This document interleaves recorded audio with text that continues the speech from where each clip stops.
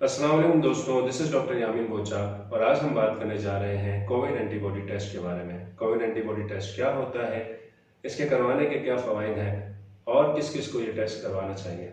इससे पहले अगर आपने इस चैनल को सब्सक्राइब नहीं किया तो जल्दी से इस चैनल को सब्सक्राइब करें, बेल आइकन को क्लिक करें, इस वीडियो को लाइक करें और ज़्यादा से ज़्यादा लोगों में शेयर करें। शुक्रिया। अच्छा, तो बात करते हैं कोविड एंटीबॉडीज़ के बारे में। ये जानने के लिए हमें पहले पता होना चाहिए कि एंटीबॉडीज़ क्या होती हैं और इसका हमारी बॉडी में क्या फंक्शन है।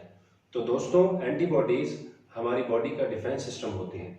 जिस तरह हमारे मुल्क का डिफेंस सिस्टम हमारी हिफाजत किए हुए है, इसी तरह हमारी बॉडी को इन्फेक्ट करने वाले बैक्टीरिया और वायरसेस के खिलाफ एंटीबॉडीज़ हमारी हिफाजत करती हैं। तो कोविड एंटीबॉडीज़ वो एंटीबॉडीज़ होती हैं जो कोरोना वायरस के खिलाफ हमारी हिफाजत करें। ये एंटीबॉडीज़ न सिर्फ कोरोना वायरस में मौजूद एंटीजन से बाइंड करके उसे ख़त्म करती हैं, बल्कि जो सेल इस वायरस से मुतासिर हो जाएं, ये उसे भी ख़त्म कर देती है। अब हम बात करते हैं कोविड एंटीबॉडीज़ की टाइप्स के बारे में। तो ये दो तरह की होती हैं, आईजीएम और आईजीजी। आईजीएम एंटीबॉडीज़ इन्फेक्शन के इब्तदाई 7 से 10 दिनों में रिलीज होती हैं और ये इन्फेक्शन को रोकने में मदद देती हैं, यानी ये शॉर्ट टर्म इम्यूनिटी के तौर पर अपना किरदार अदा करती है।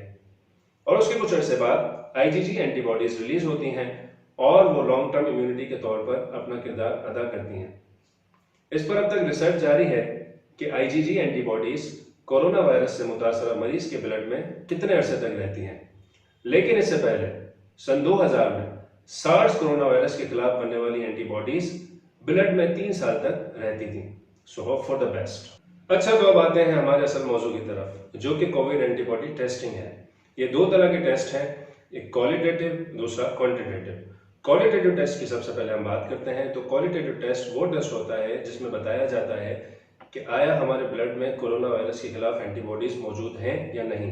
ये मुख्तलिफ कंपनीज करवा रही हैं और ये सिंपल एक स्ट्रिप से रिलेटेड टेस्ट है, जस्ट लाइक प्रेगनेंसी स्ट्रिप, जो कि कुछ खास रिलायबल नहीं है।